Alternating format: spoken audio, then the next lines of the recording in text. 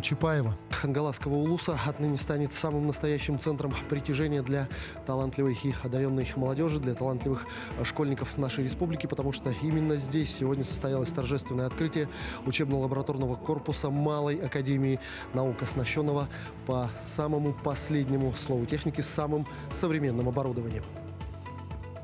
Трехэтажное здание общей площадью более 7 тысяч квадратных метров состоит из двух смежных блоков – учебного на 150 мест и жилого на 100 мест. Объект построен в рамках соглашения между правительством региона и компанией «Роснефть». Финансирование строительства объекта осуществлено целевым фондом будущих поколений Якутии за счет средств Роснефти в размере более 1 миллиарда рублей. Сегодня мы получили ряд таких хороших лабораторий, где наши дети могут уже на самом высоком уровне заниматься своими исследованиями. Сегодня некоторые ребята представили свои проекты, и мы видим, что наши юные исследователи работают над такими проектами, которые могут принести реальную пользу и республике, и стране. Соответственно, мы ожидаем от этого центра, такого научно-образовательного, можно сказать, центра, хороших результатов в области науки и технологий. Новый учебный корпус задает высокий стандарт инфраструктуры научно-исследовательской деятельности школьников. Здесь создано множество лабораторий от аэрокосмической инженерии и дистанционного зондирования Земли до молекулярной биологии и геномных исследований. На территории обустроены учебные полигоны альтернативной энергетики, климатологии и изменения климата, марсианский и полигон Роснефти. Помимо учебных лабораторий в здании также имеются IT-центр, коворкинг, актовый зал, библиотека, телестудия и студия звукозаписи, а также спортивный и тренажерный залы.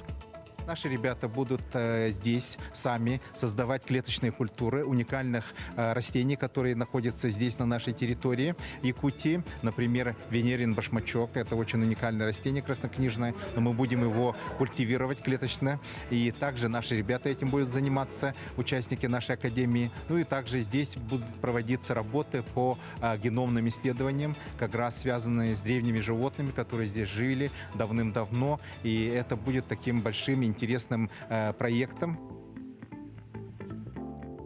Символично, что в День космонавтики состоялась торжественная передача спускаемого аппарата транспортного пилотируемого корабля «Союз МС-11» детям Якутии от госкорпорации «Роскосмос». С этого момента начинается отсчет работы космического полигона Малой академии наук. Это важное событие, и мне жаль, что мероприятия в отряде космонавтов, связанные с подготовкой к полетам, не позволили принять личное участие. Меня связывает давняя дружба с Якутией, и вы знаете мое особое отношение к вашей республике. Поэтому я горжусь, что спускаемый аппарат, в котором я, как командир корабля «Союз МС-11», совершил посадку 25 июня 2019 года в 5 часов 48 минут по московскому времени, установлен рядом с учебным корпусом.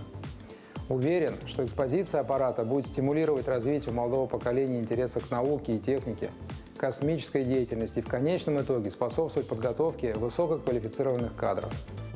Новый учебно-лабораторный корпус Малой академии наук – объект столетия. Он входит в перечень 100 социально значимых объектов, приуроченных к столетию образования Якутской АССР.